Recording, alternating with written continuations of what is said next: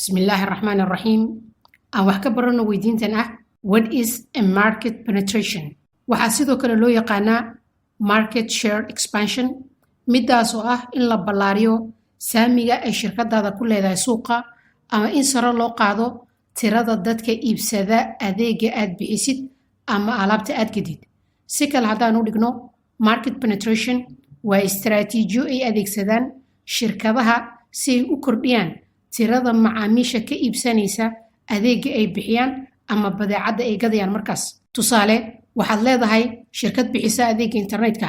haddaba ujeedkaada waa inaad sare u qaadid tirada dadka isticmaalaya adeega internetka khaasatan dadka jooga muqdisho oo kale midaas ayaa waxaa loo yaqaanaa market penetration markana aan aragno qayb ka tirsan tillaabooyinka la gudboon oo ay shirkadaha qaadi karaan si ay u wargeliyaan ujeedkooda ah in sare loo qaado saamigooda suuqa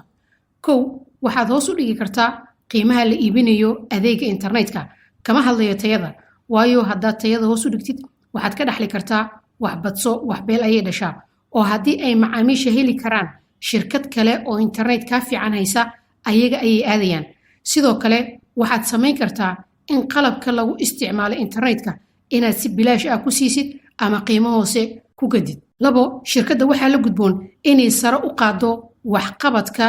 waaxda suuqgeynta tusaale ahaan in shir cilmiyeed ama xaflad qalin bedelasho ama ciyaaro ay markaas dhalinyarada danaynayaan oo kale in la kafaalo qaado ama la sponsor gareeyo si magacooda uu uga muuqdo boorarka meesha yaalla ama buwaagta la bixinayo iyo wixii la halmaala saddex waxaa kale oo la samayn karaa in la badiyo qaababka kala duwan oo adeegooda internetka loo isticmaali karo sida in la keeno kale dongles taya leh donglena waxaa laga wadaa internetka yar ee lagu qaadan karo gacantoo kale oo sawirkiisa idinkaaga muuqdo qaybta midig sidoo kale in sare loo qaado kale aqoonta ay leeyihiin dadka u adeega ama ka shaqeeya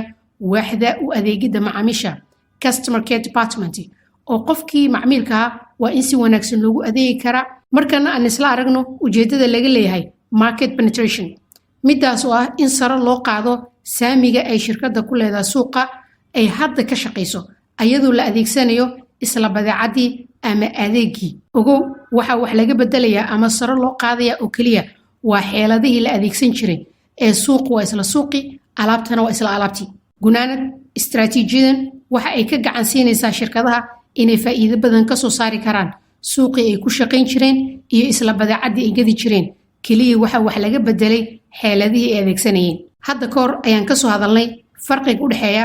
quality and quantity